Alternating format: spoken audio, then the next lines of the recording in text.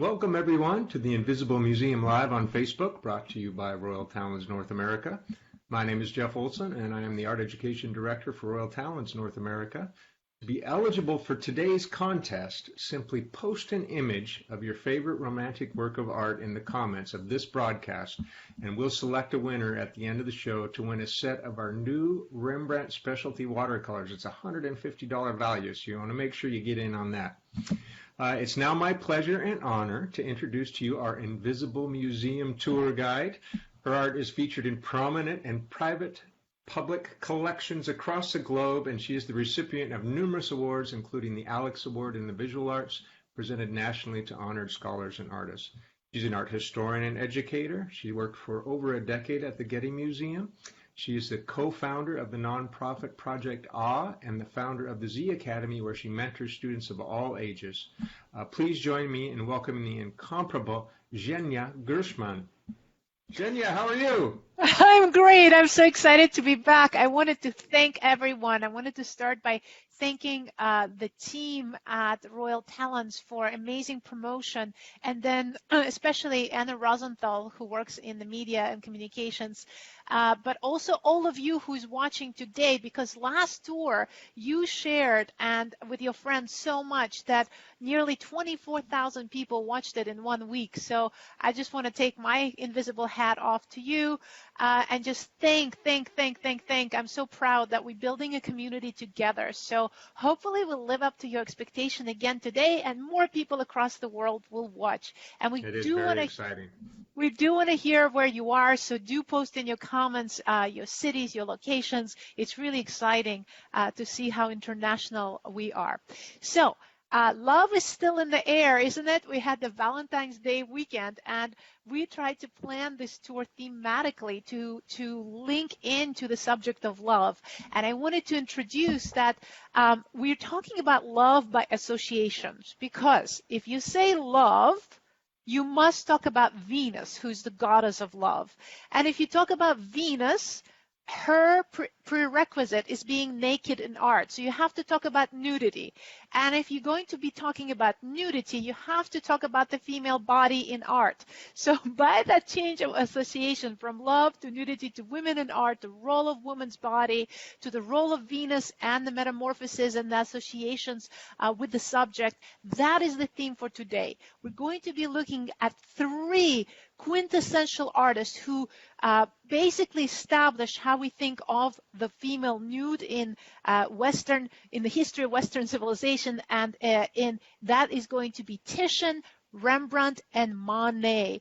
But around those 3 works of art, we're going to take journeys around the museums and do various tangents. So without too much more ado, let me hook up my PowerPoint, share. Let's see, Microsoft. Am I sharing? Hopefully. Jeffrey, can you see me? I see you.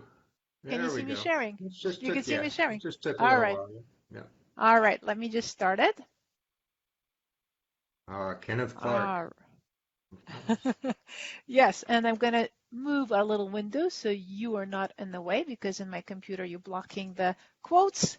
So move Jeff for a second. And I wanted to start by a quote, because you know how much I love quotes. I think they're really instrumental for us to set the tone, by the great poet Ovid, who's going to be very important for our tour today. And we're going to all the way back to around 1st century AD. And here is a quote from his very famous book, Metamorphosis. Let me just get it going. And he says in Metamorphosis, "My purpose is to tell of bodies that have been changed into shapes of different kinds." And this is really interesting, this idea of changing body, idea of the beauty that comes in all shapes. And with that in mind, as we're going to be looking at what is beautiful, what is inspiring love or meditation, I wanted to give you in 30 seconds a history of female body in art. You ready for that, Jeff? Right. Okay, 25,000 before present. Notice the timeline. It's not even AD or BC. It's in archaeological term, we say BP, before present. We have one of the earliest representation of female body, and you see a voluptuous goddess. And on her breast, you'll see strange little wraparounds. That is actually her arms. I think the sculptor didn't really know what to do with her arms, so she's putting her arms on her breasts. And we'll see that it's often a concern what to do with the arms in the work of art when it comes to a female body.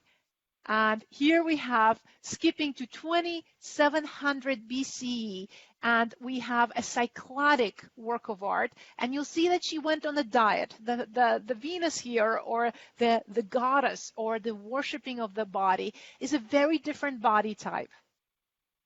And we quickly get to the 1st century BC with Venus de Medici. And here we are in the Uffizi Gallery in Florence. And this is probably the quintessential sculpture that determines how every work of art will look in the future up till today in the nude for the female body. This Venus is looking back to all the representation by a very famous Greek artist whose name was Praxiteles. We're talking about 4th century BC, and Praxiteles really defined the beauty of the body. He was one of the first to really focus on the nude, to focus on the Venus. But unfortunately, none of his sculptures survived, so we only get an idea of what it looked like through this type of Roman replicas. But I do want to make a mental note of Venus de Medici because she's going to be important to us today. And to complete our 1-minute journey of female body in through time, we have Mattel Barbie. And we could see this idea of how to think of idealized body. I already, our title for today is Nude in Disguise, because there is a difference between, we will take this apart. There is a difference between nude and naked. What is the difference? You could be nude but not naked. You could still carry a certain protection around your body based on your pose or the geometry that's been projected and idealizing the body, not making it seem real. Certainly Barbie does not seem real, so she does not feel even naked, right? She has this kind of idealization of her presentations. I want to keep these ideas in mind, and I want to do a little prologue. Even we're going to talk about Titian and concentrate on Titian, we first make a pit stop with Giorgione. And Giorgione was actually a peer of Titian. They even potentially studied together in the workshop of Bellini, a great Italian Venetian master. And they shared many works of art together. They actually painted on the same paintings together. Giorgione only has 6 works of art that are comfortably attributed to him. There's a lot of mystery around him. He died in the early 30s, and he remains one of the most mysterious Venetian artists. But what is so important about him is that he painted this particular sleeping Venus. And in 1510, and this you will find in Dresden if you travel to Germany, in the Dresden Museum. Now, this particular Venus became decisive for how reclining body is going to be painted. And so every time we look at a reclining nude, we always compare it to this painting. So I wanted to make sure that we look at it very briefly, and we'll see how Venus that we previously just saw in the relates to it. So I talked about idealization. Many people talk about geometry and idealization. What do we mean by this? The Venus in Giorgione looks like a real body. She looks humanly, anatomically possible, but it is a geometric construction. So I want to demonstrate on the Venus's body. It was Praxiteles who determined this. He calculated geometric proportions that had to be there in order to show the beauty of this ideal woman.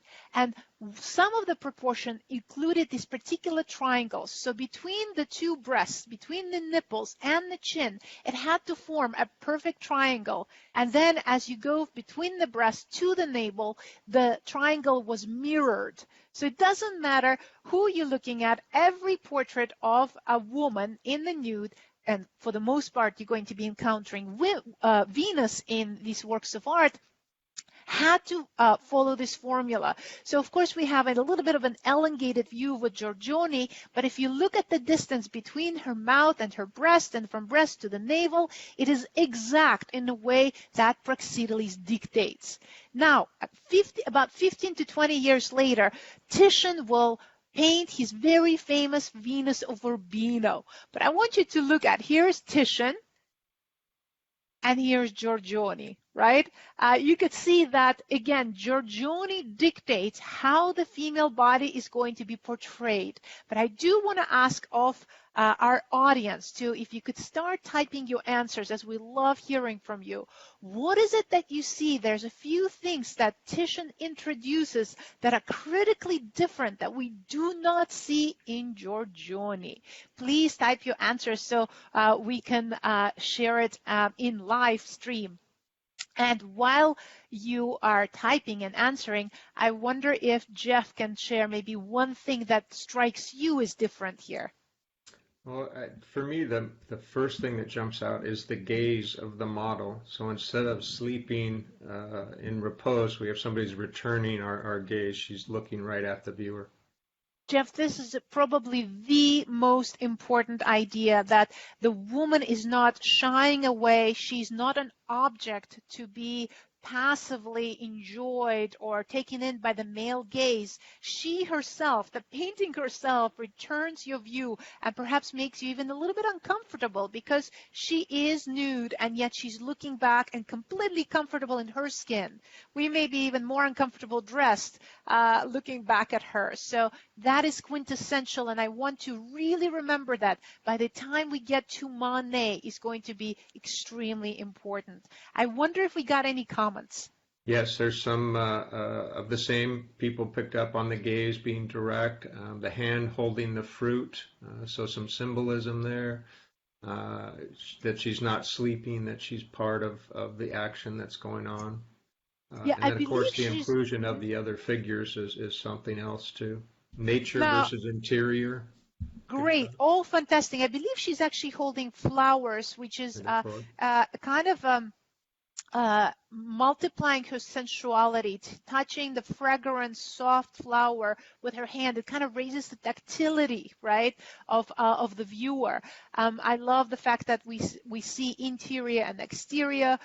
We are inside with Titian. There are servants that are present, so it creates already a narrative. What are they doing? Now, if we think about that this is Venus, it's kind of problematic, because if you look at the servants, they're taking out of a cassone or a chest clothes, Renaissance-looking dress that they're about to dress Venus into. So she's of now. She's of 2021 for Titian. She's not from ancient times. So this is a modern woman. By the way, who would have posed for a painting like this? Most likely a Venetian courtesan. So someone whose profession is a profession of love. So we have already a tension here between the goddess and a real woman who would be posing for this, dressing into the contemporary outfit. There is one character that is sleeping here. Did you guys notice? A little puppy. Yes, a little puppy. He is also important to us, and we will come back to it if you can make another mental note for a few minutes from now, but he is very important to us as well. So to officially introduce Titian, now that sensitive, sensual painting that you just saw was painted by the man who here you see in his 60s or close to 70s, and I just want to show you his face and also introduce how he was known to others. He was referred to as the king of Venetian painting, and he was also referred to by the line from Dante, his last line from Divine Comedy. They said he was known as the love that moves the sun and the other stars. So this idea that Titian was so powerful, that he is such a powerful painter, such a powerful artist, that everything revolves, he has the power to move the universe and multiverse, right? Really incredible. So as you look at him, I'm just going to move this a little bit. Go to the next slide, 1 second.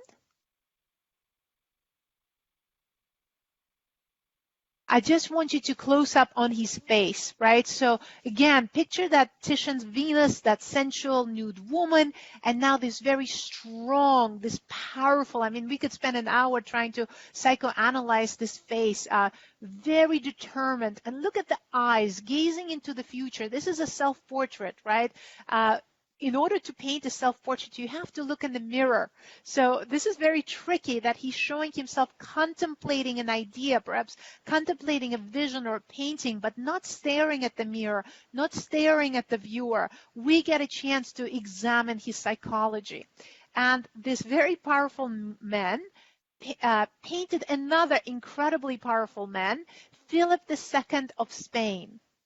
Now, Philip II, when Titian first meets him, is before he became the king of Spain, but he was becoming one of the most prominent, one of the most powerful men in Europe.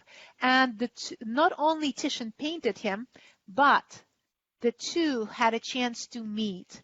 And would you want to be in that room when the two were discussing the ideas about philosophy and art? And they make a deal of a century. This is really perhaps one of the most important art transactions that almost ever took place, because Philip II agrees with Titian that Titian will deliver a series of painting, not just one painting, but a series of painting, and that they will be inspired by Ovid's Metamorphoses. And that was the reason why I started with a quote by Ovid in the beginning, just to get a tone, to set the tone for you. And this series will take Titian about 8 years to complete. It's one of these monumental projects. And if we look at Ovid again, he was not only famous for his book Metamorphoses, but he was also very famous for other books on love, and even writing a book, The Art of Love. That's a good read for next Valentine's Day. And Ovid says, if you wish to be loved, love. So it's a very interesting idea. So when we think about the Metamorphoses, and by the way, the series that we're going to look at is going to be called Poésie or Poetry, because it's inspired by the poetry of Ovid. And how do you translate poetry to painting? How do you show the poetic through these paintings? But what I wanted to caution you is that we are about to get very PG-13, and all of the series is was determined that in each one there will be a naked body. The story is always told through the woman's body. But at the same time, why do I bring this quote? If you wish to be loved, love. There is an undertone to love and sensuality in 1500s. And we're talking about the great movement of humanism. And we talked about this with already with Albrecht Dürer. And I remind you, if you'd like to watch that episode, if you missed it a while back for Invisible Museum Tours, that the humanists were they were concerned with looking for the divine aspects, not externally, but internally. Looking from God, not from the going to the church, but actually studying yourself, studying the human relationship, studying the human emotions. And so this idea to be loved, love. You have to love another person. You have to care for another person. And through them, you're going to find yourself and perhaps the divine as well. So I want to keep this aspect of the larger love from 2 capital L's, right? That is above the regular relationship that we think about. And so I wanted to introduce, just at a glance, Titian's Poésie, the 6 paintings. And there was a great exhibition at the National Gallery in London, which brought them together. You could still go on that website, watch lots of wonderful links and videos and interviews. I highly recommend it. And maybe Anna will even post a link, or we can post a link later to that show that just passed. Now, I want to explain that these 6 paintings that we're about to see together, Philip II got to see them because they all ended up being shipped to him. But Titian himself never saw them together. As he would create them, he would send them off to Philip as he promised, and so we get an advantage of seeing the work at a glance. On the surface, they're very racy, and every kind of sexual fantasy you can almost play out in these images. You could see every position of the body. It was very important to Titian to compete with Michelangelo.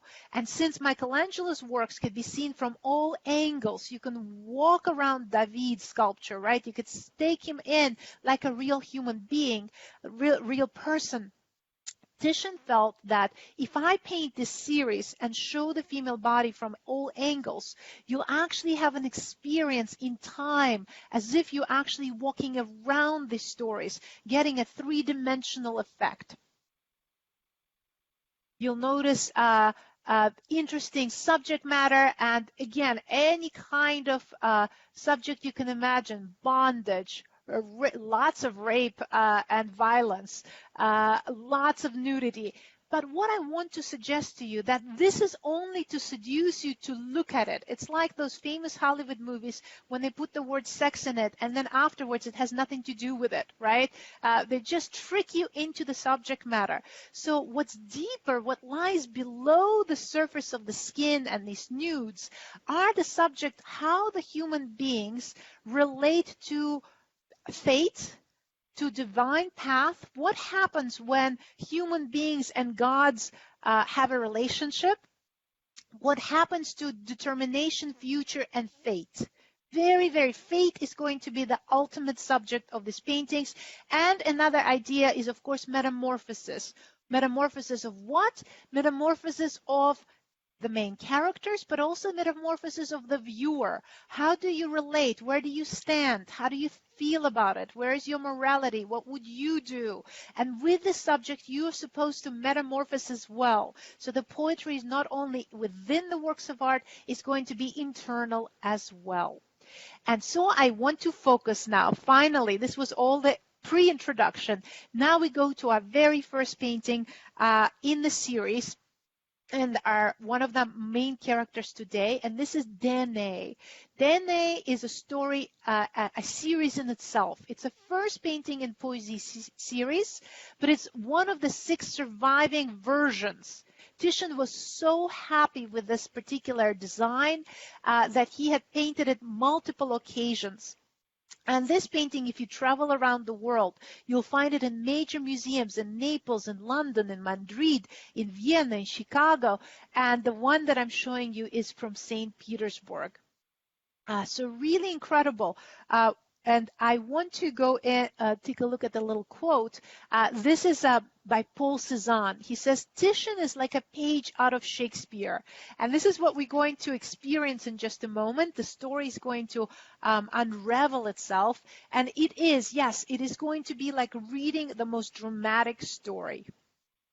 So what is the subject of Danae? I want to share a tiny little bit of a story. Is that okay, Jeff, if I tell a little story about her? Yes, please. Yeah, please. Okay, so we're getting to the juicy part. So Danae was a mythological princess, and she was supposed to be stunning. And her father, unfortunately, had a prophecy that her firstborn child will mortally wound him. And so what does the loving father is forced to do? He has no choice but to lock her up in a tower, somewhere where no man could set up eyes on her. Tower without the windows or with locked doors, and with a maid that is basically caring for her, but she is locked up. She is this most beautiful prize, most beautiful woman, and she is locked up safely away to save his life. So you could see this is a prison, but this is a luxurious prison according to Titian.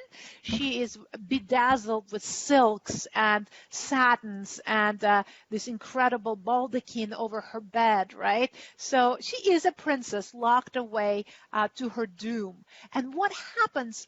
God sees her.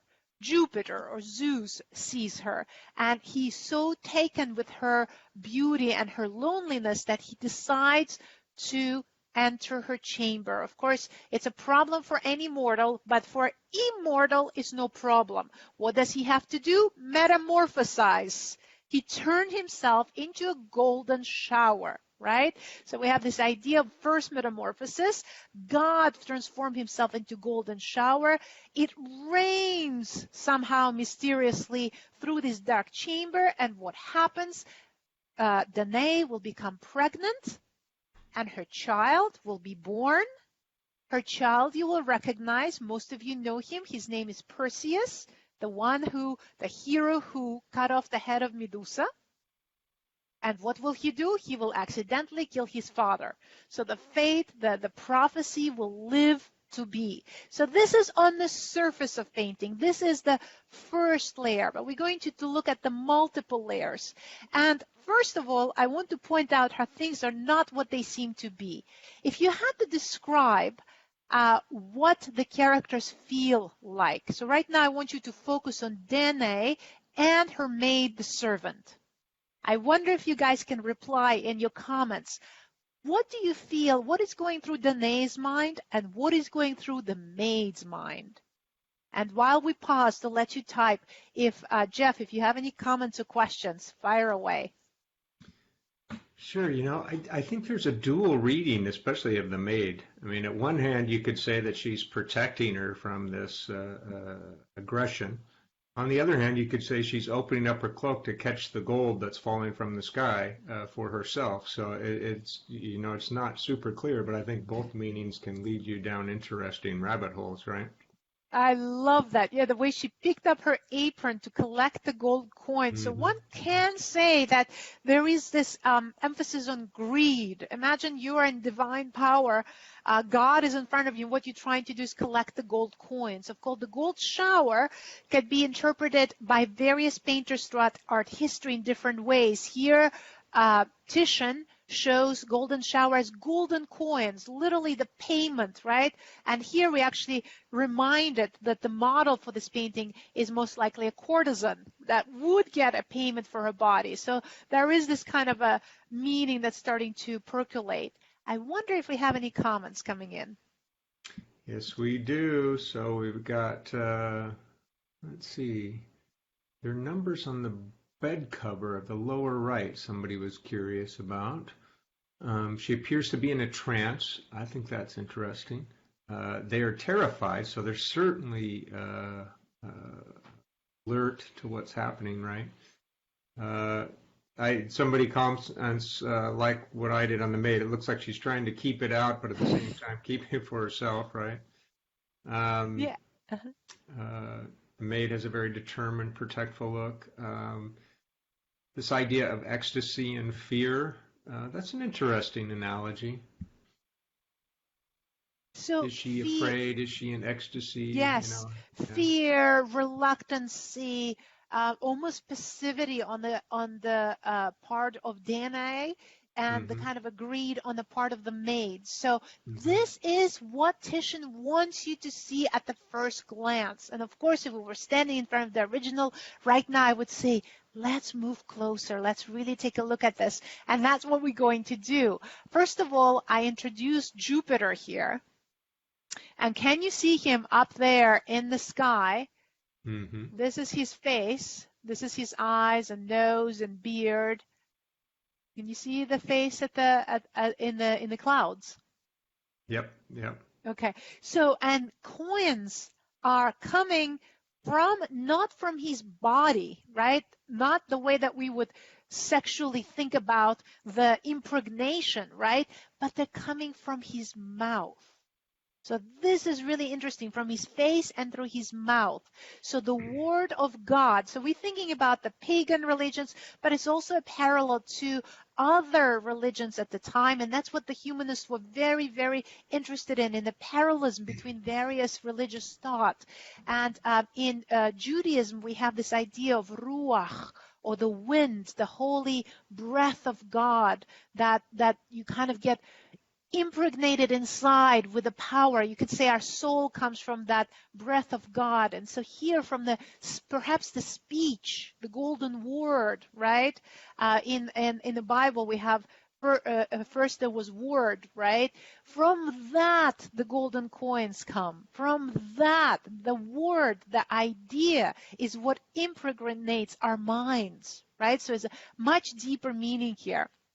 And following that, I want you to see, now you could probably see a little bit more clear the face of Zeus in the clouds, the golden shower that's falling down.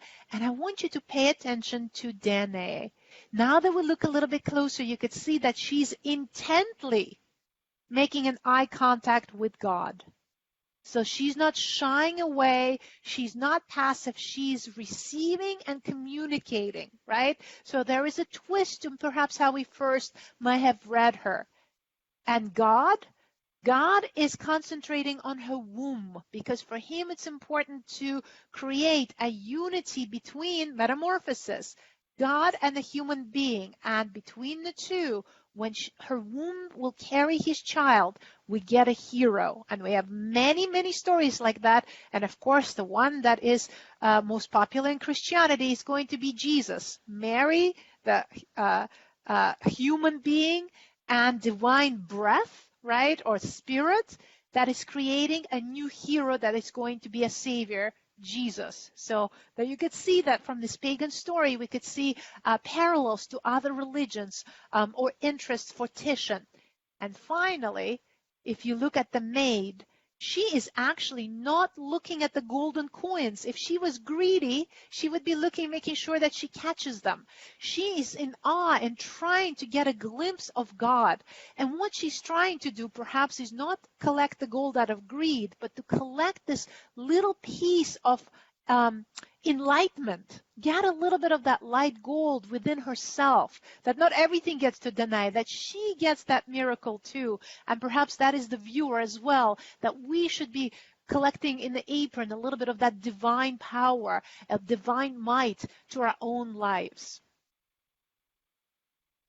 If we look at the earlier version of Danae, this is actually the first version of Danae by Titian. You could see the golden coins, but you won't see the maid. So this is in the Museo di Capodimonte in Naples. And Danae is even more sensual, even more beautiful than in the previous image. Now, this particular image was first painted, and this is really, really interesting, for Cardinal Farnese. So Cardinal Farnese, whose relative was the ruling pope at the time, commissions Titian actually a portrait of his girlfriend, his mistress, who was a Venetian courtesan, or a courtesan. And we know that because even the likeness of this courtesan was sent to Titian by another artist. He was commissioned to send him a little portrait so Titian could make a real portrait of this woman.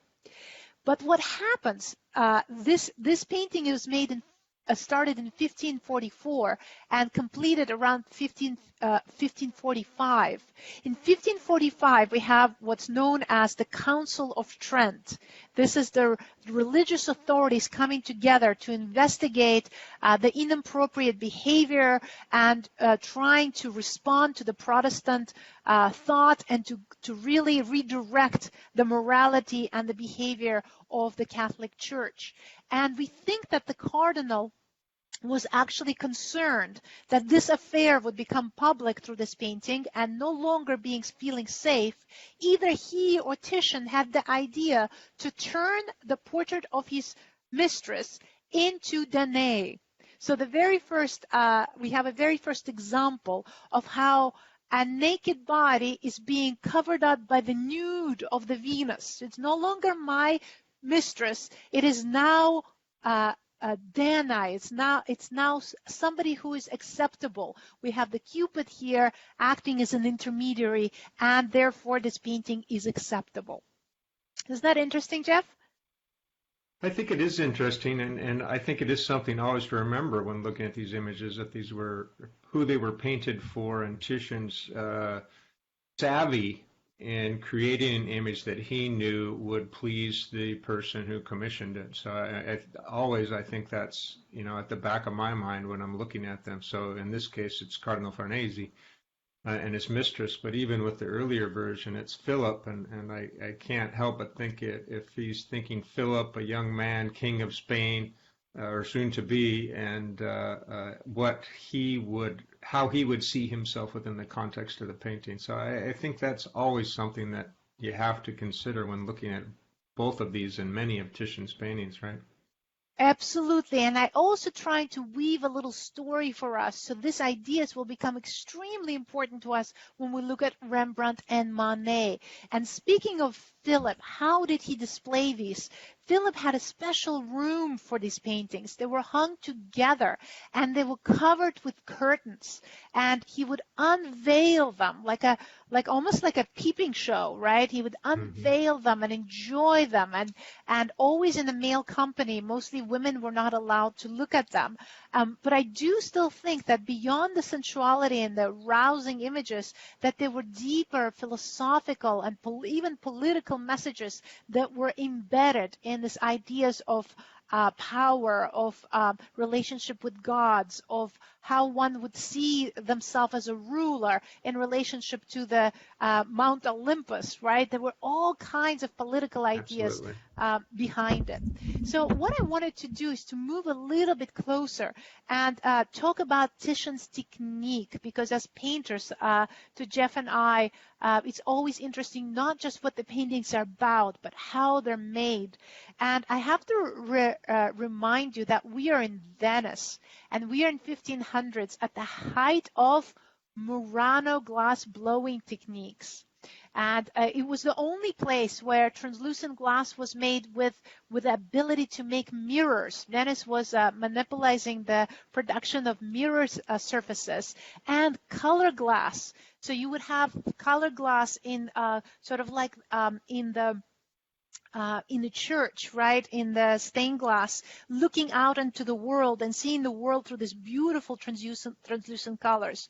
And that is what we see in Titian's painting. He uses translucent glazes technique. And glazes is basically thinning out the oil paint to the point that you could see through. The Italians also call it velatura, or the veil, as if you're looking through a veil of color. So if you start looking a little bit closer at the curves and the shadows of Danae here, underneath what you're seeing is that very solid white lead. He builds up her skin with white, and then you start seeing this magnificent golden washes. Those are the glazes, translucent glazes thinned down, and Titian was known to put 10 to 20 layers of these glazes, and each one had to dry in between. So it would take a long time to make these paintings, though he painted very intuitively. He hated drawing and preparing. He liked to draw directly on the canvas. He was very impulsive. So it was this combination of a very impulsive and almost abstract technique with painstaking glazes that would, as a result, would make the painting glow. And if you're a forger out there, you know that the person you wouldn't want to copy is Titian, because it takes too long to build up this kind of surface. And that's what's so amazing about them when you see them in person. I've always admired the softness of his edges and how he uses the canvas texture too.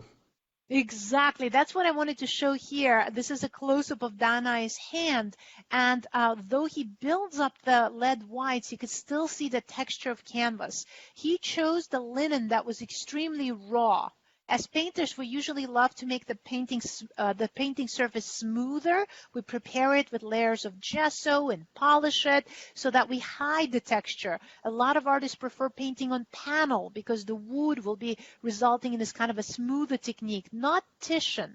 He loves the rawness of the canvas or linen.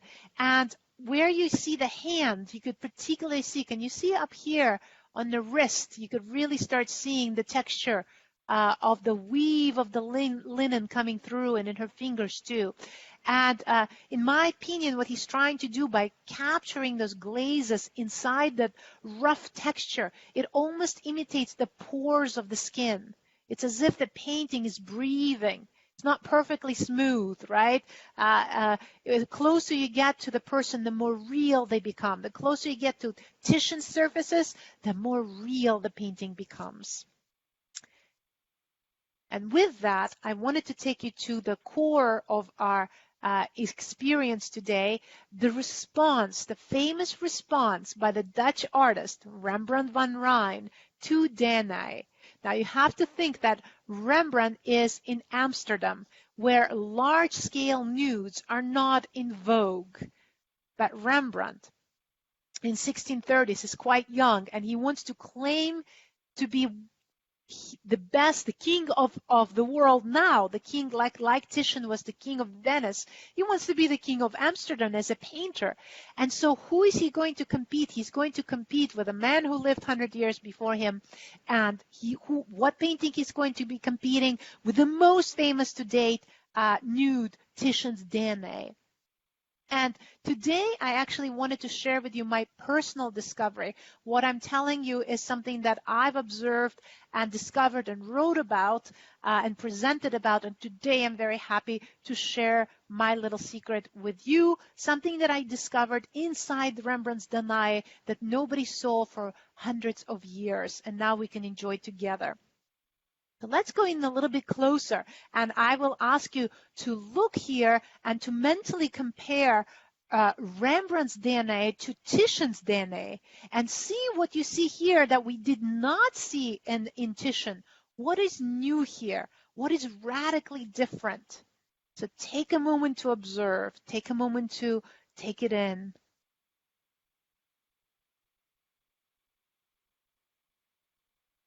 And while we're waiting for your answer, Jeff, if there's something that jumps out at you that you want to share. Yeah, well, I don't see the shower of coins that you saw. You're always looking at the heart of the things. This is the most important part, that Rembrandt is not literal. Rembrandt is even more poetic, if you will, than Titian. He doesn't need the gold coins. Mm-hmm. So how does he show divine presence? Simply through light.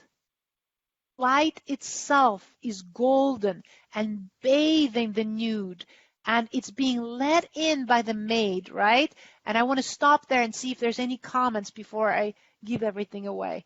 That she's awake and focused and more directly engaged with the light that's coming in. 100%. Right.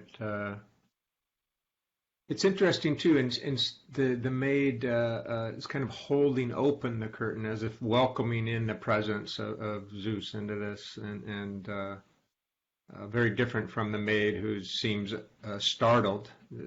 She's almost like she was expecting him and introducing him and welcoming in.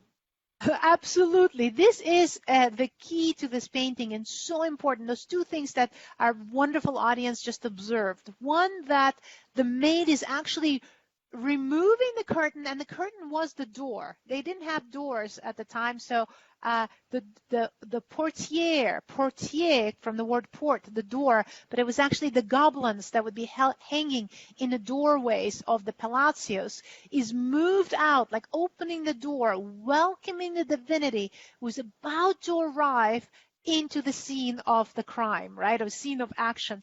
And then Danae being so active. And if you remember that hand, we saw this hand before. This comes from the Orthodox Greek paintings, from Byzantine art. Whenever in the icon you see a raised hand, it means I hear you. This is a way to welcome and to reciprocate. Very particular gesture that we see here. She is taking in the light, almost absorbing. Look at that amazing palm of her hand, how it's coming into towards her, and she's literally absorbing it into her body. Now, the maid. The maid is going to be the most interesting part of this painting. And I want to make a little detour and remind you just how much Rembrandt loves to do his self-portraits. So here's a little bit of a close-up here. But let's take a look at, if you remember, in one of our tours, we talked about Van der Weyden and how he presented himself as Saint Luke painting Mary. So there was the saint painting Mary and Jesus, but it looked like it was a self-portrait, the artist himself saying, I was there, I saw Mary, and here's my painting of it, right? This idea of an artist as an eyewitness. This is something Rembrandt loves and incorporates in so many of you, countless of his works of art, but I just want to focus on a couple. This is the raising of the cross in Munich. And you see that Christ is being crucified and raised up by the soldiers. But if we look at the feet of Christ, who do we see? Rembrandt. Rembrandt himself, the artist who's present. He's wearing the same beret that Jeff is wearing for us today. This is where actually the berets come from this tradition of Rembrandtian tradition.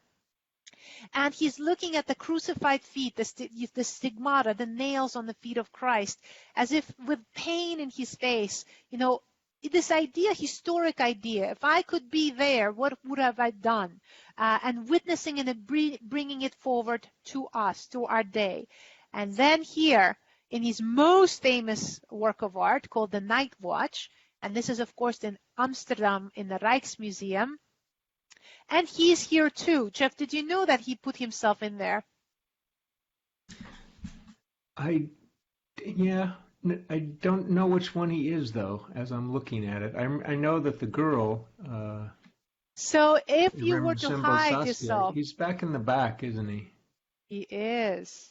Yeah, there we go. In the Peeking crowd. over. Yeah. And it's just, he reduced himself to one eye, not even two eyes. The instrument, like you think of a camera, right? Taking it all in. Again, the observer, the eyewitness. I was there. I saw Just got to find that floppy hat. Exactly. With his beret and shorter than everybody else, almost like kind of a kid jumping up and saying, let me see what's going on in the front there, right? Really interesting presentation. Okay, and now I take you to remind you that beret that we're just talking about, here's a maid, and here's a famous self-portrait at the age of 63, and this really particular beret, he wears a little white cloth that wraps around his head and puts the beret on top. And if you look at the maid, let's still say her garment is that little white cloth with the beret on top. Now let's take a look at the artist in his studio. This is an early painting, 1626 by Rembrandt in Boston. A tiny little painting, 9 by 12 inches. An artist is shown with his, of course, tools of his trade, right?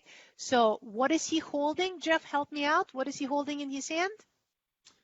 His brush, his palette, his awl stick. Absolutely obvious, right? The palette, the brushes, and if you haven't seen the palette yet, it's kind of resting on his arm here. It's the same, it's the edge of the palette, right? Yep. If you're not sure, he hangs them on the wall and shows you this is what they look like flat, this is what they would look like in perspective, where you've seen the lip of the palette, mole stick, and the brushes. Particularly how he's holding a bunch of brushes in the fist of his hand. So I really wanted to attract your attention to this. And now let's look at the maid. What is the maid holding? Looks like it might be a palette.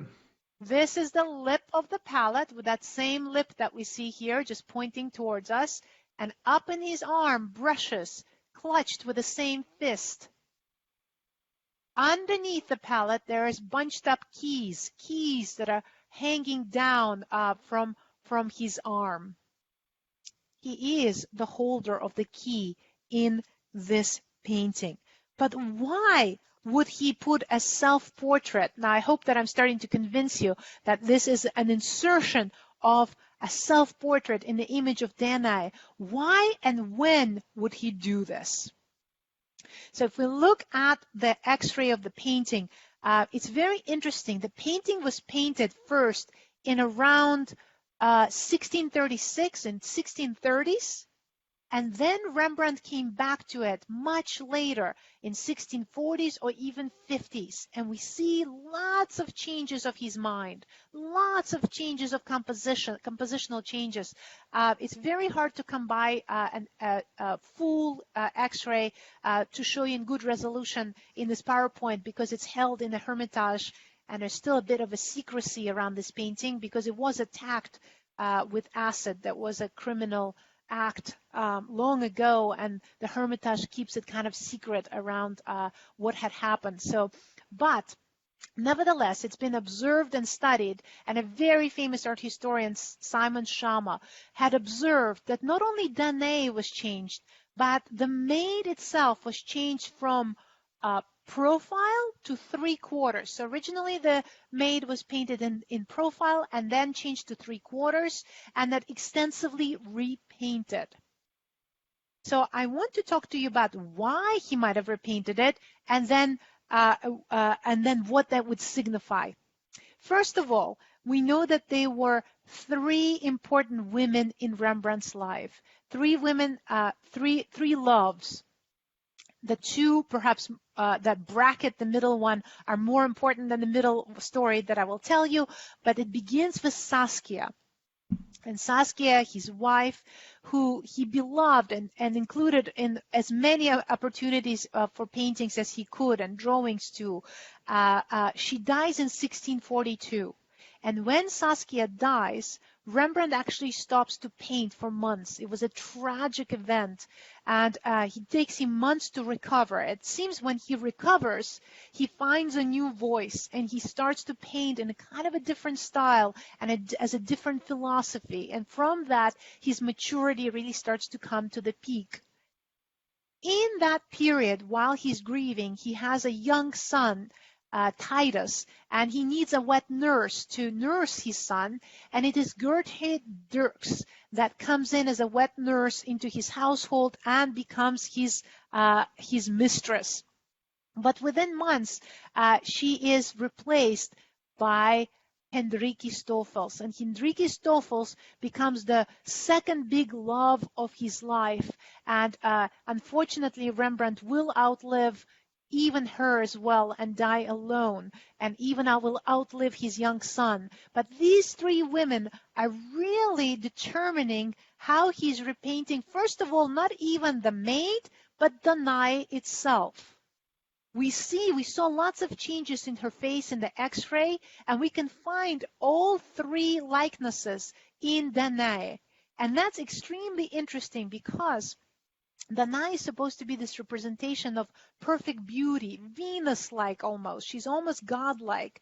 And we have stories of ancient painters such as Zeuxias, Greek painter Zeuxias, who looked for perfection in many models. He wouldn't have just one model, but he would unite many models in order to paint Venus. So it seems like Rembrandt is kind of changing, and you could see who does she look most like in out of the three loves of his life, and you will see it's a real conglomeration, the mouth from one and nose from the other, the eyes from the third, right? Really, really interesting. And then we find an early sketch, and this is a sketch either by Rembrandt in preparation for Danae or by his student who's notating what Rembrandt has originally painted. And I want to really direct your attention that here's the maid. Here's Danae, of course, and here's the maid, and she is indeed in profile. She is not opening the curtain. The bed is behind her, and there is that apron, just like in Titian, where she's collecting the rays of gold in front of her. So he's looking really at the Titian's model, and he's trying to think of that maid as somebody who's keeping Danae within the historical tradition, and at some point he makes a change. He goes on to repaint a she into a he, a maid into an artist. And we have a combination. We could see the kind of a rough chin, that we see the pointed chin in the underdrawing, the original drawing, and we still have Rembrandt's nose, that very famous Rembrandt's nose that we recognize him by. We see how he changed the breast into the clock, the painter's clock, and the X-ray becomes really relevant as well. So why would he do that? Why would he place himself into the painting? Well, let's think about, back to the story, the metamorphosis, the idea of God metamorphosizing into gold to unite with the mortal to create a hero. And what is Rembrandt most famous for? He's most famous for creating golden light in his painting. So if he is the creator of golden light in his painting, he is the one here, in a way, opening the curtain of blindness, opening the darkness to the viewer, allowing, literally physically painting that light to penetrate, and perhaps not to impregnate Danae, but the viewer themselves, to impregnate with wisdom and seeing and truth and bigger ideas that are more interesting than just a naked woman in the frontal pose, laying out in the painting. What are your thoughts, Jeff? I think it's fascinating. I think the idea of the role of the artist is inserting himself into as the storyteller is a really fascinating change and observation of the painting. I wonder if our viewers have something to say about this. So if there's any comments or questions. They did. It's before you started on the journey, there was actually a comment from Marianne that the maid looks masculine. So somebody recognized that early on, there's also some references here, like there may be a halo of types on her head and the angel over her head. Maybe there's some things that reference the Annunciation as well here. This is really, really interesting. If I could pause there for just a moment. Sure. Can you see, this is actually Cupid. This is a reference to Venus and Cupid. But it's really interesting. I wonder if you could see in this detail. If not, I can go back. His hands. He's bound, isn't he? Yeah, he's chained. He's shackled. Yeah. So there is this idea that, let's go back. There's this idea that Cupid is powerless. Love actually here is powerless. Who is powerful? Who has the key to the shackles? Who has the keys to the Danae's tower? Who has the keys to this image? Is Rembrandt himself. He has, remember that bundle of keys below his palette. He is in power. He is in control here. He is the one who decides who to let into his world or not. And any other comments? Yeah, somebody said not too many maids have facial hair. Thank you for that. Yep, somebody did comment that the maid is Rembrandt early on, so that's fun. Right. People are on that. Yeah. He is the reveler of light, a direct communication to the viewer. Now, imagine this. This has not been seen, has not been talked about. There is no document. There is no art historians who had mentioned this. And look how easy it was for you guys to see this, to note the masculinity of the presence. Some of you even saw the self-portrait in it before I even mentioned anything. That is the journey I went through. I was in my 20s when I first looked at this painting in a reproduction. I was flipping through and I just saw Rembrandt standing there, and I thought this was a very known fact. And I called my mother and I said, open up quick Danae and take a look at that. And she said, oh yeah, there's Rembrandt. This must be a really famous thing. Everybody must know this. No one until now had talked about this. So this is really baffling, the fact that he remained in disguise, cross-dressed, remained in disguise, and just, kind of enjoying, appearing. Talk about invisible museum tours, remaining invisible until the right person like yourselves is watching and allowing the truth to come forward.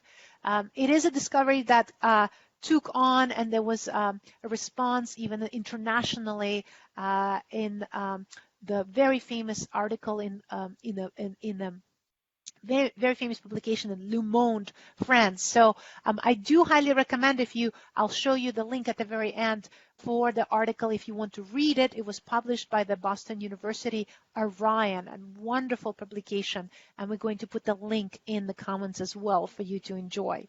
So from Danae to Danae, from Titian's Danae to Rembrandt's Danae, let's go to Manet and see the links that our story today will paint for you. So first of all, a self-portrait by Manet, and we have a chance to look at his photograph. We couldn't do that with Rembrandt and Titian, but here we could see what the artists really looked like and how they saw themselves. and really amazing photograph by Nadar, a famous French photographer. You do get the intensity in the self-portrait anyhow, even though I feel like the black and white image shows the deep penetration, but still you get that glimpse in the self-portrait. But more importantly, once again, did you notice that Manet includes his palette and brushes? And there's something really odd about it. When you paint, last I checked, right, Jeff, we hold a brush. I'm going to take mine here, out to the paint, out to the world. But here the brush is turned internally. You see how he's holding the brush towards his body with a little bit of a red paint. He even has a little red paint on his thumb. So he got dirty painting, and he's pointing with that blood red towards his stomach, towards himself, and saying, I am the painter. I painted myself. So there's an interesting conversation as how the artist perceives themselves, just the way that we saw Rembrandt thinking about not just presence. Remember, Rembrandt inserts himself at the feet of Christ, but in Danae, he actually holds his tools of his trade. So this idea of the painter as creator is something that I want you to think about. And now to one of the most, if not the most important nude in our history, Manet's Olympia. This is such a beautiful painting hanging in Musée d'Orsay in Paris. And those of you who had a luxury of going there, we envy you. I've been there a few times. And I hope that it inspires and allows us to travel again and again to see her in person. So one day soon, let's all go. It's a monumental painting, 51 inches by 74 inches, and it's really hard to imagine. It's so beautiful. It's hard to imagine that it caused the controversy that it did. They say that the only time the critics and the publics united in hating Manet the same way was when he painted Olympia. They wanted to attack it, to tear her, to destroy her. In fact, he couldn't even show her for, I think, a couple of years after he painted her because it was refused to be exhibited. But when it was, it caused such a scandal. They insulted her, the critics, the public. She was called as the female gorilla. She was not even thought as a young, beautiful woman, but this female gorilla on display. Another critic said that it looked like a playing card. Now, this is the biggest insult to the artist. When you think of a playing card as something flat, that there's no dimension here, that Manet doesn't know how to paint. Remember, it is so important for Titian to paint the woman from all sides so he could compete with the three-dimensionality of a sculpture, to show that painters are as strong as sculptors. So to say your painting is flat is the ultimate insult at the time. In its defense, I love this quote. Renoir says, "Let the nude woman arise from the ocean or bed." Who is he thinking about? Venus, right? Let the nude woman arise from the ocean or bed. Call her Venus or Nini. Nini is actually Nana from Zola, a famous prostitute character. Nothing better has ever been created. So Renoir says, female body is what we should celebrate. Doesn't matter if you call her a prostitute or a goddess. Female body is pure and should be celebrated. Nothing has ever been better created. However, when we look at this painting, what is it that made everyone so mad? Because if you recall, Giorgione, remember with the first nude that we looked at, is not so tragically different, right? If we look at Titian or Rembrandt, it's not so different actually. It's extremely similar to those representations. It is perhaps beginning with a title, and the title is Olympia. Jeff, I'm curious. Do you know what it refers to? Have you ever heard? Or can you guess? Can I guess? Olympia? I bet you can. Well, you've got me on the spot here, Zhenya. I'm not familiar with the reference. Just think Mount Olympus. Sure. Right? So Mount Olympus. To me, that's what's absent from this painting. All those other paintings are cloaked in the veil of mythology, but this one is not. And you're absolutely right again. You're always right, Jeff. It is a tongue-in-cheek of saying Mount Olympus because the name Olympia and various goddesses' names were popular as pseudonyms for prostitutes at the time. It's a tongue-in-cheek calling like Venus, but that would be a famous prostitute, and Olympia was one of those right. names. So to call the painting Olympia is already to say another way to think about it is to go from nude to truly naked, or another way to think about from poesy or poetry to prose. We went from poetry to prose, to reality, taking all those veils and pretenses away and saying this is what it is. Remember, it was the courtesans who posed for Titian, and here we actually have, a representation of a courtesan or a prostitute, but taking that pretense of the nude body away.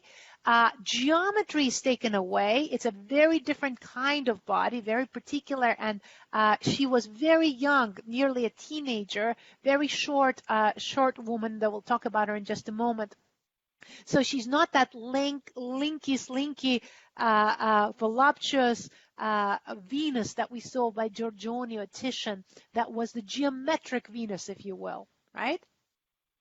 Okay. Different objections. One of the main objections by the viewers was that she was too pale, too white, right? They said that she was so pale that she looked like a cadaver. And here's one of the cartoons from the contemporary press. And you could see this is a funeral of Olympia. The viewer is digging her grave, and the maid in the background, that beautiful maid, that was holding a gorgeous bouquet, still life of flowers. Instead of bringing it to Olympia, she brought it to her grave, right? Now, another objection. This is an interesting quote. Beracked and spurned, the Olympia was described as unspeakable filth. This is the last way I would describe Olympia's painting, right? Manet's painting. Unspeakable filth, an offense against decency, and obscene beyond words.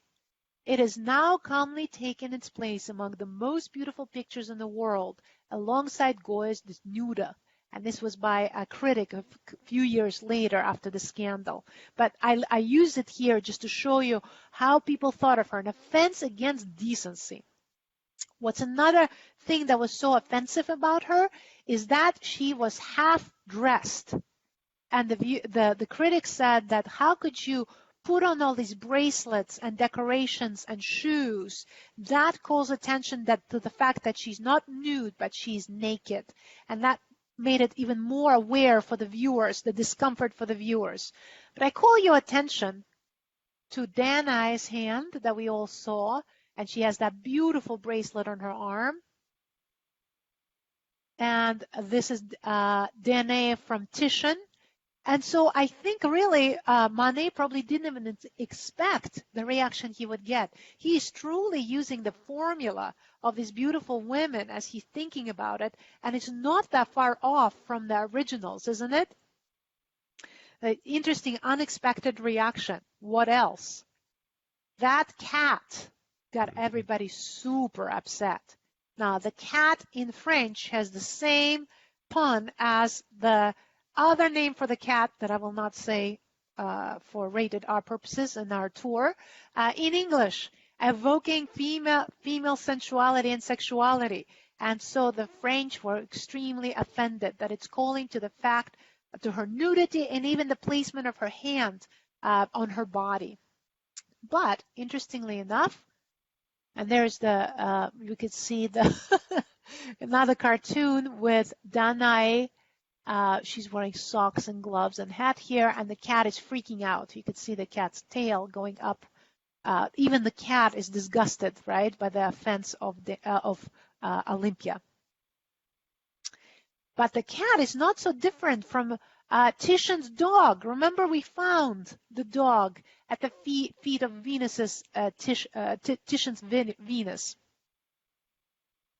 What is the difference here? We know that it's a kind of a response that Manet is doing to these classical works of art. And we also know by X-rays and studying the painting that he did not have the cat included until about 1 year later after he painted Olympia. He inserted her right before she went to her first exhibition. And it's this tongue-in-cheek relationship at the animal at the foot of the bed. In Titian's case, I did not explain, but the dog evokes the idea of fidelity. The dog is a loyal creature, and a dog sleeping is, as to say, the vigilance of fidelity is sleeping. It's actually to comment on Venus's promiscuous affairs. And she had so many boyfriends, mortals and gods, right? So to place a cat in this painting is a kind of an inside joke to Titian, right, through time. And also I wanted to point out the comment on the maid. Even the maid upset everybody. Here she's drawn really grotesquely, and it was thought that to include an African woman was to underline the sexual appetite of the main character. There was a horrible stereotype that was going around that African woman had an incestuous, horrible sexual appetite. So the press was really, really playing it up. But what I wanted to show you once again is going back to Poésie, the series by Titian. In this case, this is one of the series, one of the six, and this is Diana and Actaeon.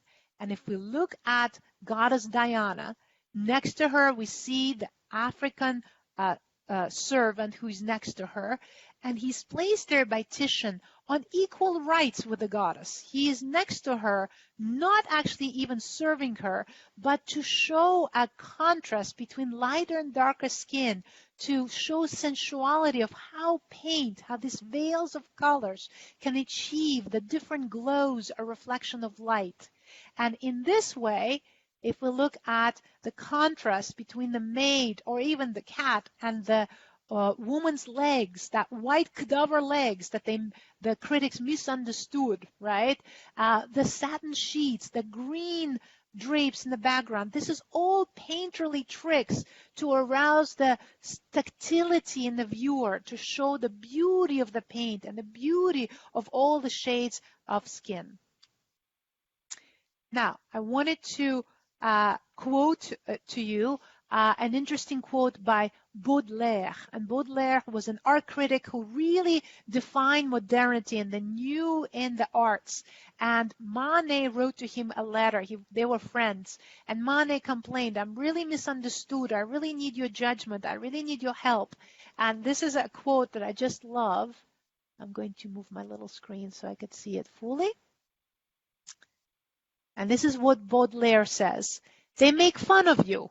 You are irritated by the jokes. They're incapable doing you justice. Do you think you are the first man ever to experience such things? You are merely the finest painter in the decrepitude of your art." This is a great quote, isn't it? Yeah.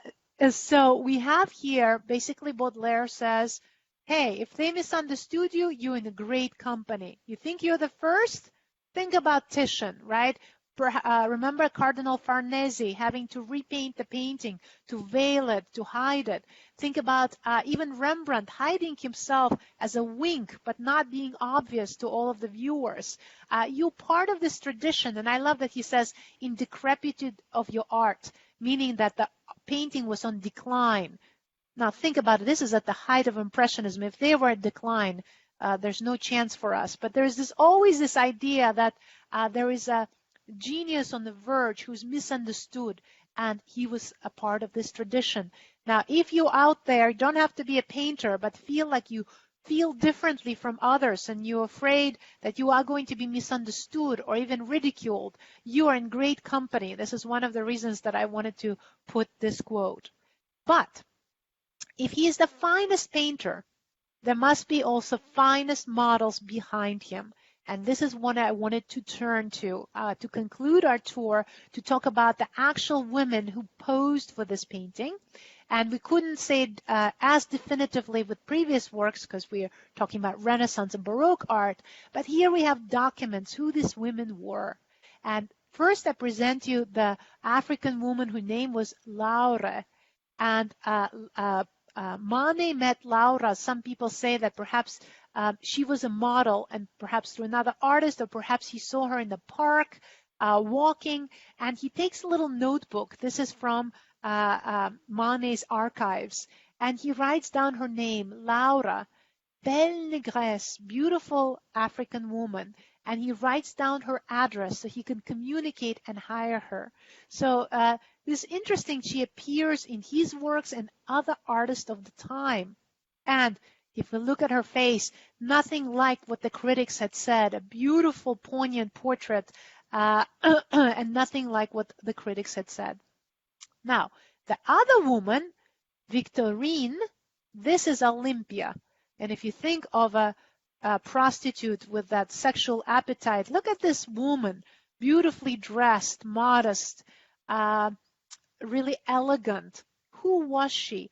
She began modeling when she was 16, and when Manet met her, he was so taken by her. There's an account that she played both guitar and violin, and that she was walking down the street. She was particularly tiny in stature and was known under the nickname of crevette, which means literally a shrimp. And part of the reason she was called a shrimp is she had bright red hair, a brilliant red hair that Manet loved to emphasize.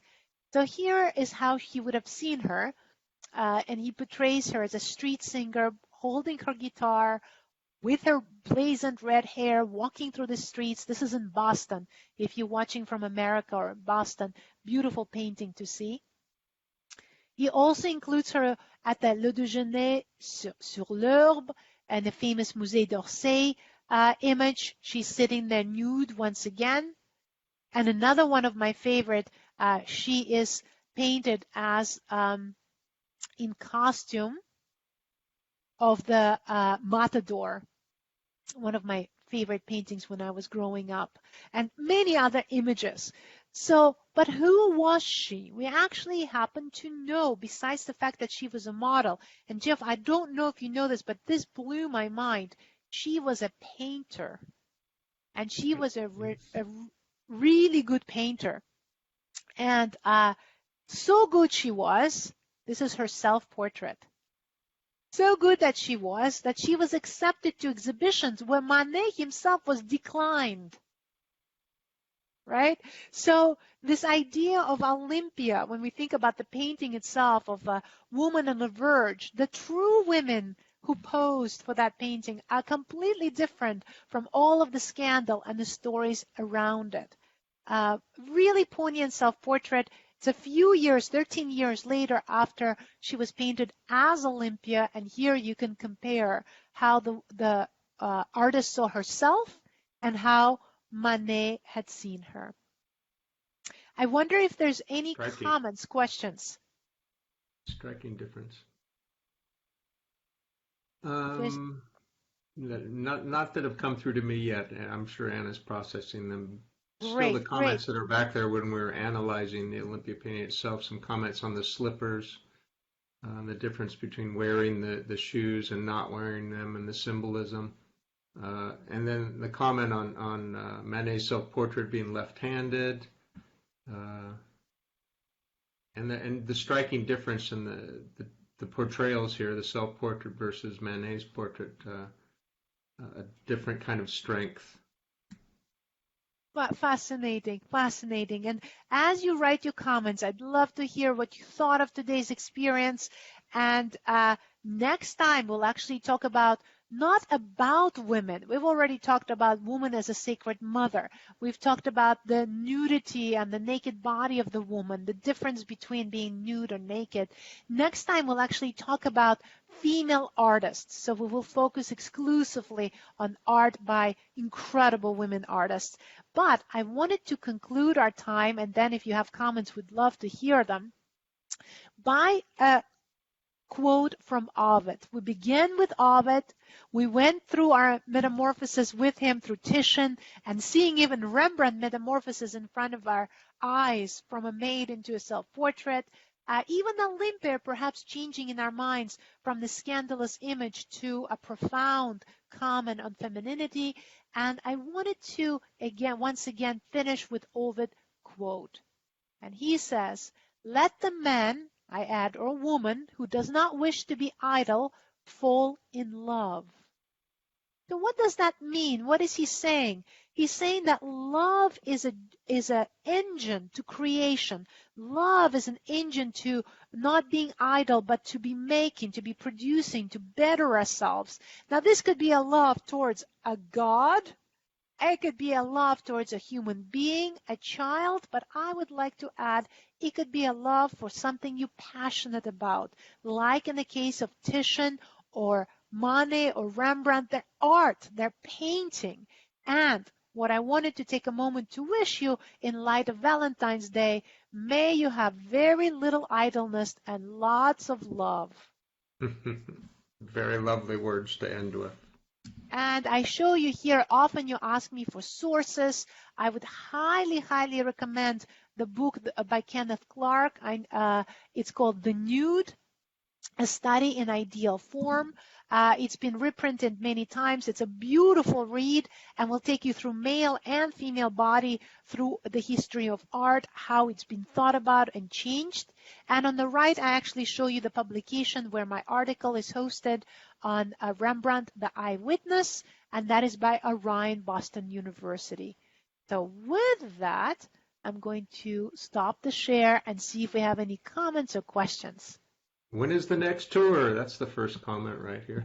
So we are actually, it takes so much to prepare them because for me it's all or nothing. So Jeff and I love to have so much exciting information and make it so beautiful for you that I'm going to prepare them bi-monthly. So the next tour will be, what are we now? We are still in February? In April. Yep, April. So we'll go every 2 months. We will deliver a tour still on Mondays, 10 o'clock. And in between, we're hoping that if you missed any of them, you will binge watch and return and rewatch and share and send us ideas. I read your comments very carefully. If you have a wish list, what you'd like me to talk about or include, I will do that. So please send your ideas. And absolutely. For exact times and dates, too, just make sure you're liking and following us here at Royal Talents NA because we'll be posting updates and schedule announcements throughout the next couple months. And certainly some teasers will be coming through in March to keep everybody engaged. And that's both on Facebook and Instagram. Now, we got thank yous. You know, the general outpouring of affection, Zhenya.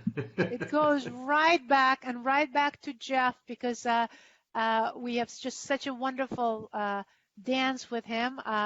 And as two artists, just delighting in what we see, and two people who love to read, and all the background conversations that I have with you, Jeff, I really appreciate them. Well, it's always fascinating journey. I have to say, I always learn something new every time we get together and talk, and that's wonderful for me.